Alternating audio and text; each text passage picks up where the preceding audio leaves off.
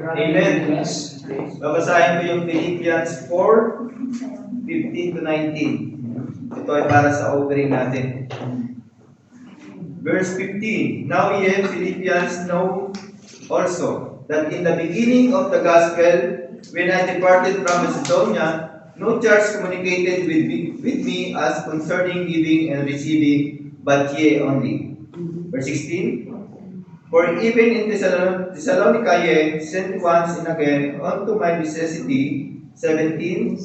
Not because I desire a gift, but I desire fruit that may be abound to your account. Verse 18. But I have all and abound. I am full, having received of Epaphroditus the things which were sent from you, on odor of the sweet smell, a sacrifice acceptable, well-pleasing to God. Verse 19. But my God shall supply all your need according to His riches in glory by the Christ Jesus. Amen. Amen. Thank you for the word of God.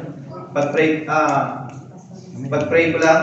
Lord, maraming salamat po sa araw nito, Panginoon, at ginabayan mo kami dito sa mga gawain sa simbahan. Lord, I pray po sa mga ibibigay ang aming kapatiran po, Panginoon, na para sa aming simbahan, Panginoon, para may pagpatuloy ang mga gawain nito, Panginoon. Pinagpapasalamat po namin in advance, Panginoon. Yes. Lord, lahat ng papuri pa sa salamat sa Panginoon ay papuri ay para sa Jesus Christ. Amen. Amen. Thank you po.